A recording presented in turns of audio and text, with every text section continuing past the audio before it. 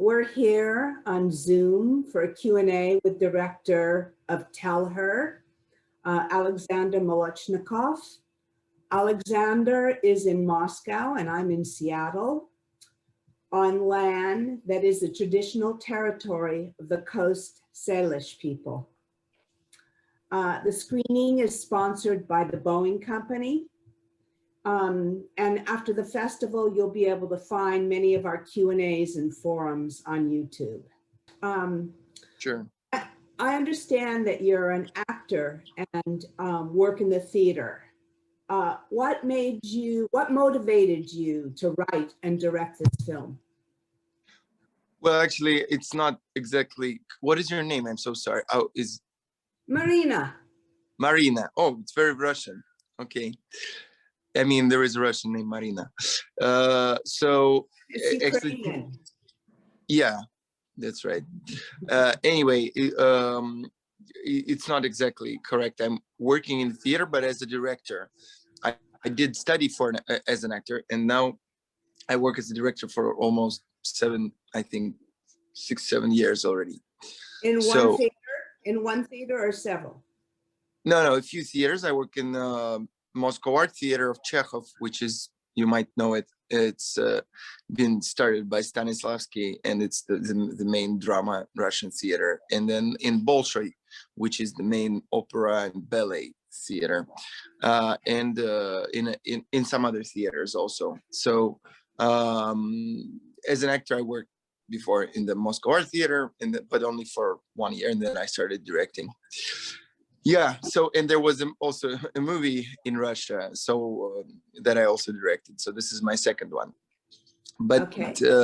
If you're asking what motivated me to make this one, yes. It's I always wanted to make a story about Russia and the US because I did live in the US when I was smaller, when I was 10, and I actually lived in Portland, Oregon. And I was flying from Moscow and from St. Petersburg, that I live in Russia, always to Seattle. Yeah, and because there's only a plane to Seattle, there is not a straight flight to Portland. So I was flying to Seattle since we were not very rich. I took a car. We like drove from Seattle to Portland. So I visited your city each time. And you know, I thought I saw an Oregon license plate in your film because I knew it was the West Coast, but I wasn't sure because you mixed LA, I think, with maybe. Yeah, that's a great separate topic. You know what? I'm sorry, Maryna. I'll hook to a better Wi-Fi because I think it's stopping a little, and I guess I'm stopping a little too. No, so, you're not. No? You're I'm fine. Okay, fine. Then we're fine. Sure. Okay. So yeah, actually, I really wanted to do Portland, to film in Portland, of course, because I lived there, and because I kind of didn't want the US to be, you know, this view with all the palms, the LA look. It's a little bit too obvious, like a Russian kid who would come to this full of palms America, you know, eat a burger. Yeah. But it's a little bit stereotype. But unfortunately, of course, the budget and everything, we only had 8 days in the US. So we realized that to bring some of the group is easier to get to LA and find some West Coast looks in LA. And I really asked the American producers to look for locations that don't have any palm trees.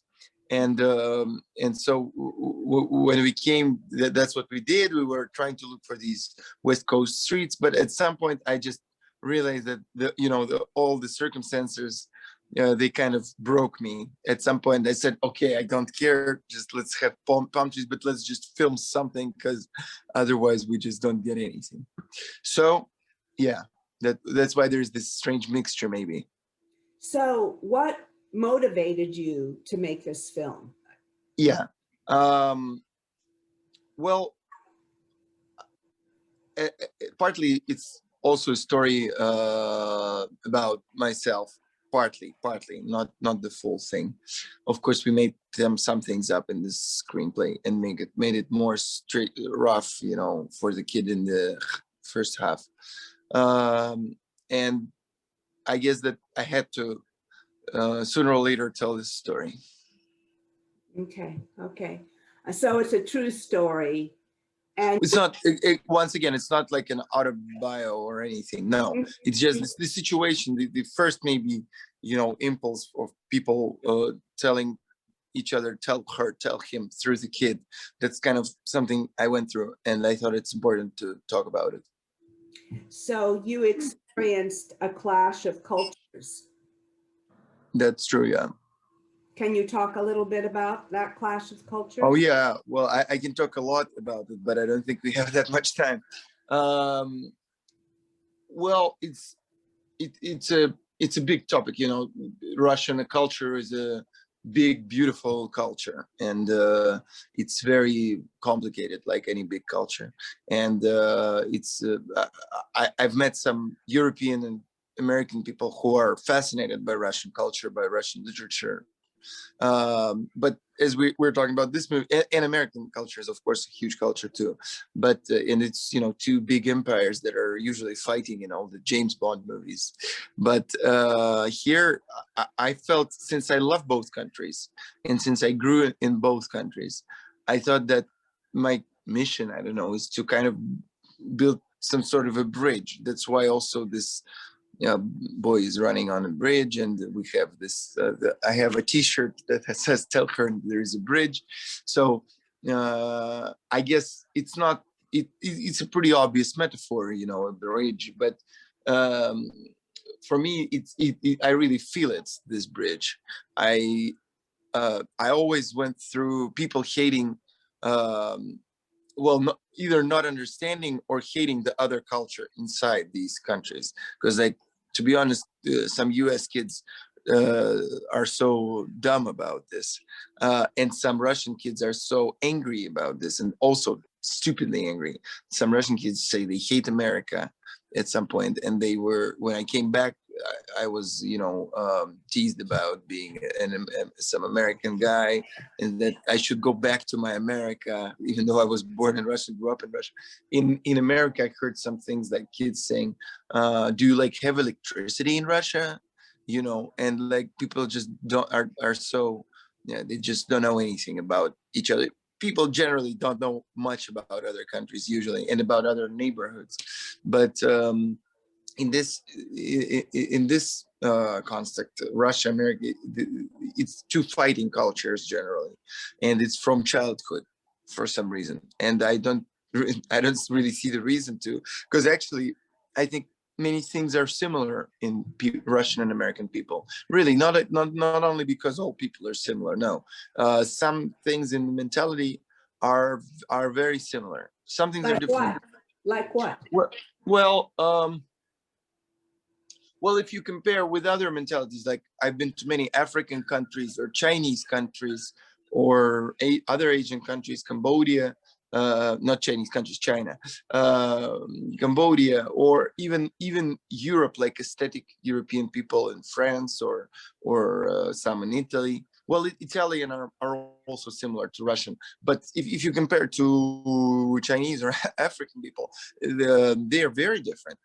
I mean, Chinese culture is so much different from Russian and from the American country that when you get there, you realize that Russian and Americans are really close, because Chinese mentality is a totally different, well, generally, I mean, inside, of course, you can find some also different people, but generally, if you just get to a small city in China, the gestures are different. You can't, like, this does not mean sleep, and so you understand that these people are totally different, and that you feel much more comfortable somewhere in Arizona, even if you don't know English. But what are the similarities between Russia and the US? Name like two specific ones. Well, I think that even though Russian people are very serious sometimes and don't laugh much. Once they realize it's a little their person, they get very quickly happy and very how to say it, welcoming. So basically, I hitchhiked through the US, and people are scared of you at first, but once they understand that you don't bring any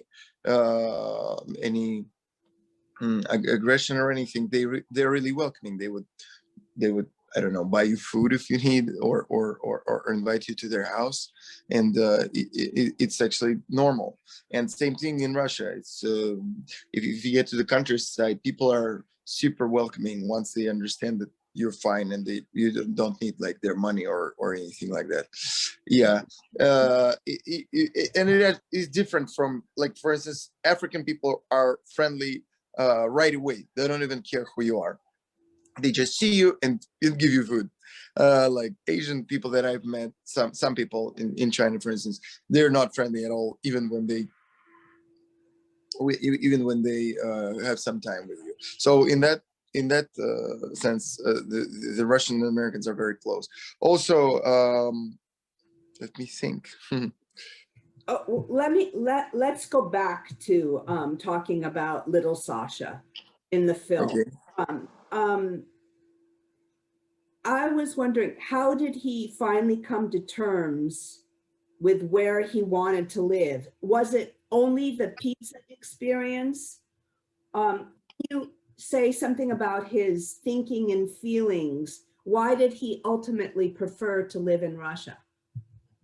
Well, of course, it's definitely not the pizza thing, and I'm sure he didn't come back because he didn't like the US that much, because he kind of finds himself in another after the kind of, after he didn't find his way to the kind of positive America. He finds his other company, and he's friends with this Aisha girl, and he goes to this roof. So which is for me important, because I know that US is very different inside itself, and very and huge, and really there is a place for anybody, and it's not like if you don't get into this one way, you don't have any other roads. Yeah. Yeah, and so he finds himself. He feels himself fine. It's just that I think it's complex. It's the main thing is his dad. He just really misses his dad, I think. He But just and when he's with his dad, does he miss his mother? I mean, yeah, and it's I think, ultimately the problem with kids. of course, and I just think that when the movie ends, the story doesn't. So there's even these spinning wheels and the legs of this father and him, which for me, of course, it's not something that everybody should understand.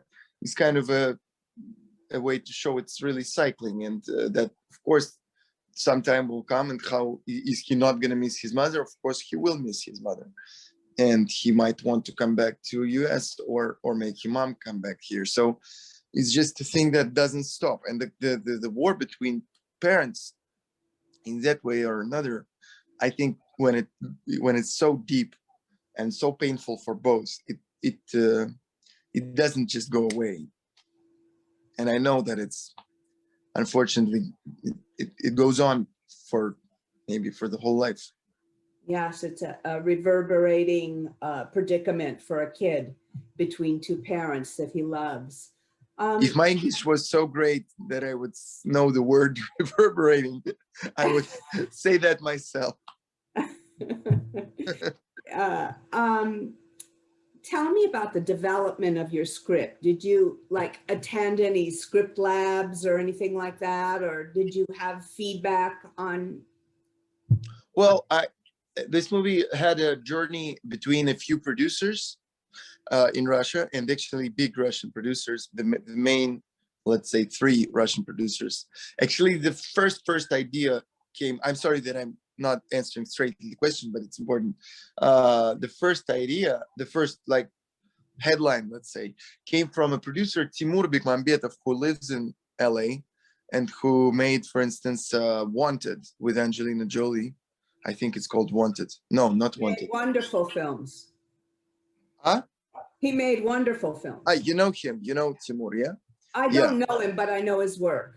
Yeah, yeah. So and then it traveled to other producers, and then to other, and it came to Alexander Tsekalov, who is also living in LA now, and he made a lot of series that are on Netflix, like Method, for instance, which is, as far as I know, pretty famous, in people in America watch it also, and some others, Trotsky, and yeah. So while the script traveled, of course, it was corrected other ways by each of these producers. It's just that I could not find it with, I mean, some things that were told me by some of the producers, they kind of got into, I didn't want to accept them, and I wanted the movie to stay how, not exactly the way I mean, I was open for a conversation, but I had a possibility to go somewhere else if I was like if I completely disagreed, to change some things. So, but anyway, it did go through some corrections, and the last producer who actually took it to make, Alexander Tzakal and Alexander Remezova, who actually gave her full soul to the movie. We had some editors, and we had two other authors besides me. One came especially for the American block. So yeah, it went through a lot of cycles, not as many as the American scripts do, but for how to say it, for a festival, for an author's, how to say it, art house, festival film, I don't know, it's a pretty big journey. I think about 2 years. Uh-huh. I think that's pretty fast, actually. Okay. Yeah, of course. I know. I have also read some good books. People haul along for many, 10 years. So That's true. You being a director of actors and also acting yourself, I think you must have kind of a special insight for directing actors. And maybe you talk a little bit about your method working with actors. Okay. Well, yeah, the fact that I've been an actor, it really helps in some things, and maybe doesn't help in some things also. But sometimes I really feel, I ask myself, what would I like to hear now as an actor? What would really help me now? Because I've been to situations as an actor when directors say a lot of words and none of them help you. When they say, tons of some words that you don't know what to do with. So, of course, it really teaches you to be short and try to say it in one sentence. Because, yeah, and the second thing is, it's really important for me to create an energy on the set or in a theater rehearsal room. Oh, sorry, Mike. I hope it's not. Yeah, it's fine. Oh, hello. Yeah. There you are again. Yeah. So I understand that sometimes it's to act a dramatic scene, which Telher is full of, to act a scene where you break or something. The full atmosphere has to really help you. So I understand that it's my responsibility to make, the whole group, nobody in their iPhones, everybody in attention, or go, or just leave and do your stuff over there somewhere, but not to get in, even not even the island, but generally the space of the actor to somehow interfere. Maybe sometimes I'm too babysitting with the actors, caring too much about how they feel, and that's kind of what my acting side is how to say it, is interfering and not helping me. But anyway, these things, yeah, I think I kind of have the ability to feel naturally what the actor needs, what would help him to get what I need. Also, some things with the childhood, actually, and as an actor, I understood that childhood really helps to act some things generally, your own, everybody's childhood. And this line that is so obvious sometimes really, really helps just to tell actors that they should feel like children, that like this scene was okay. I believed everything would happen. You guys are good actors, but let's just pretend that these people in this situation that is so so pointy for you and so dramatic for you, let's just pretend that they are kids here because they're so open to the world here, because they're so unprotected, they are so thin-skinned in this moment that they are like they're 8 or they're 9. This is their first experience of this feeling. Just give me that. And sometimes even to very high class actors in Russia. And this, for instance, the guy who plays Dad's father in the movie is Alexei Serebrякov, who is a very big actor in Russia and even abroad. He has, you know him, yeah? Yes. Yeah, he's just been in the movie Nobody, that I think is running good in the theaters in US, and in a few big series in England and so on. And Svetlana Khochenkova, who is been in X-Men sometime, and Spy, I Spy or something like that, with Gary Oldman and Cumberbatch. She's also a big star in Russia, and so even these actors who have a big who have a lot behind, sometimes these things they kind of surprise them, and they are really interested to do it, to try be children sometimes. What about the boy who plays Sasha? How did you find him? Did you search for him for a long time? He's very, very good. Thank you. I'm really glad that you see that. Yeah, we just saw 500 kids and picked Kai. Just yeah, and yeah, it was just a regular casting, and well, I found something in his soul, that some button that makes him feel pain, to be honest, and it's pretty cruel. But I just had to whisper him a few lines before the shot, and he would have tears and be very much in the situation. And he was open to that. So he really understood that he's an actor, that he needs this, that the part has like kind of how to say, it provocates him to feel this, and he has to do it. It's his work and his profession. And he even sometimes asked me to talk to him about some things that harm him. Well, this is actually a very interesting topic in terms of things that, as far as I understand, happen in the US and in the Western world generally, in terms of generally the new ethic and abuse, about the topic of abuse, which I think is very complicated, because sometimes I had a few conversations with feminists in Russia, and I had problems during casting and filming in US, because when I was filming in schools, there were some teachers that are attached to kids, and there was the scene of the fight, for instance, and they at some point said that the scene cannot exist. And I said, what? who are you guys? They said, well, we are the teachers that are attached to to each 10 kids in the class, and the scene is too aggressive. I said, well, like, first of all, why are we generally having this discussion? I mean, I kind of got angry, because, I mean, who are they? They're not script writers. They're not editors. Why do I have to discuss their own taste in my movie? Okay, I realized they have to. So I said, well, life is also sometimes pretty strict and rough. And they didn't really understand me. And they actually tried to get in the way.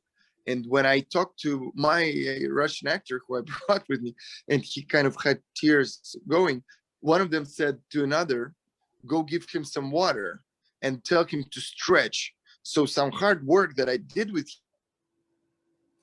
in a situation and in the circumstances, they were trying to stop it. Uh-huh. Cultural, conflict. There's the cultural clash right there, the kind of moral clash. Absolutely, absolutely. And for me, I mean, I personally think that Kai, exactly this boy, Kai, his name is Kai. He's 11, and he, exactly Kai, is enough old to decide himself. I just saw it, that he wants to be an actor and that he wants these things to happen to him. He feels the ability to do it, and it's, I think, his right to go through this. And as I said, he asked me sometimes to make this abuse, but I put this quotes to him, which is actually abuse. I mean, I made him cry, and I tore him out of his comfort zone. And if there would be a universal rule for everyone not to do these things, because maybe some other kid does not need that, and maybe some other kid when he's 11 is not enough old or sophisticated to make these choices. Some other kid is not, and he shouldn't be abused. But in this case, what did he think of the film? What did Kai think of the film when he saw it? He was shocked, and he really loved it. He really loved it. That's great. That's great. That's great. Yeah, but I think he did a huge work, and it's always hard to work with kids, especially in a part like this. And it just he made the movie basically. Yeah, I agree with you. What kind of reaction are you getting in Russia for your film? Well, we yet only showed it on the festival in Sochi, Kino Tower, and now we're gonna premiere on the 13th of May. It's coming out in theaters in Russia. So basically the main reaction would be there, but generally people are really taking it emotionally. People who saw it at the festival, mothers cry, fathers think, and I think it's reaching people. Really, I had my first movie was pretty much how to say it, failure. And it had all the main Russian stars in it. It was a musical, and it was very cheap. And basically, I took all the bonuses I got from the theater works and kind of lost them for this movie. But I feel fine about it, and actually, it was really a great experience. But I see that the reaction to that movie was very bad. And I see now that it's different. Mm-hmm. What did you think? Pardon? What did you think? Well, I invited it. Oh, I didn't know that. Exactly, you invited it. Yeah, so thank you. So I deal with ex-Bloc and Eastern European film for 21 years for Seattle. And so it was the last film that I booked for our virtual version of our festival. So obviously I liked it, and I really do think that Kai kind of ran that film. I mean, he was the star. Yeah, I liked your film, and I think that lots of people can relate to having lived in different cultures with their parents and been conflicted by both those cultures, even not living as a child. And I lived in Moscow, and I live here, so I know the that's why. Yeah, and the kind of character. And I'd never seen a film that dealt with that, and that's one of the reasons that I liked it. And Mhm. plus, it's relatable to lots of people, not just Russians and Americans, because any kid has been pulled apart by divorce, and we know what that is. So yeah, and obviously, you know, because I invited it. So, but thank you for Thanks. Q&A, and thank you for the time. Would you like to say something else? Well, no, just also a huge thanks. We are actually really, really happy that we got to that we have a chance to contact with some of the American people in the auditorium. By the way, how does it go? It's online, right? Yes, it's online. It's So online. what is the process? You just show it on the website, or how does it go? Well, I think you should go online to our festival and see the lineup of the different films. Just a second. Let me sign off, and then we can talk. Sure. Yes. Yes. Of course. Recording. Of course. So thank you very much for your time, and I'll say goodbye in this recording. Thank you, everybody.